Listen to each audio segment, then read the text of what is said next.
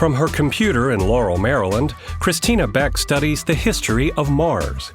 Christina, a planetary geologist, uses data from the APL-built and operated CRISM instrument on the Mars Reconnaissance Orbiter to analyze geologic features on the red planet. Exploring the geology of Mars is similar to the way that we look at the rock record on Earth. One way we do this is by analyzing stratigraphy, or studying the layers of the ancient rocks that record changes through time. The Grand Canyon, for example, exposes over 1 billion years of the Earth's history.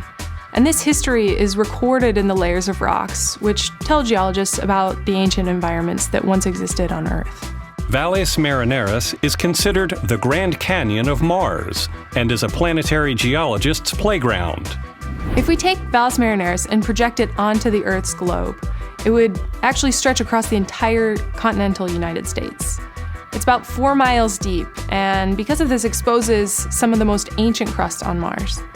How Valles Marineris was formed remains a point of debate among scientists, but would provide important insight into the history of Mars. Valles Marineris appears to have formed as a result of the enormous amount of stress that the Tharsis Bulge, or the largest set of volcanoes in the solar system, have placed on the crust.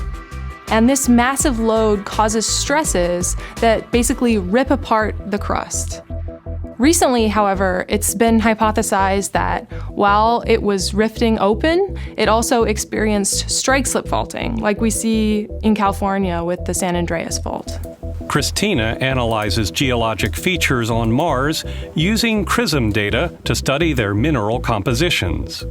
If Valles Marineris simply pulled apart, we would expect that the geology on the north side and the south side of the canyon walls to match up with each other.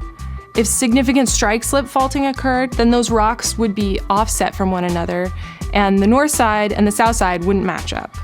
So we target the CRISM instrument to observe the walls of Valles Marineris and to look at the different primary and secondary minerals that are exposed.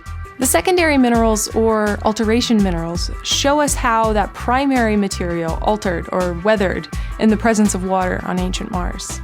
And we can find these signatures of primary and secondary minerals in the CRISM spectral images by looking for key absorptions at the infrared wavelengths that CRISM detects, and that help us to identify the minerals that make up the rocks. Using the CRISM data, we can put together a very simplistic geologic profile of the rock record exposed in Valles Marineris, like the geologic profile of the Grand Canyon. Most of the canyon walls shows that the secondary minerals formed in the presence of water only at lower temperatures. However, using CRISM, we found a very localized region to the west, where we see magma dikes that cut through the crust, and we see secondary minerals that must have formed at higher temperatures. And these higher temperature minerals are exposed on both the north side and the south side of the canyon walls. So what do these secondary minerals and their location tell us about the Grand Canyon of Mars?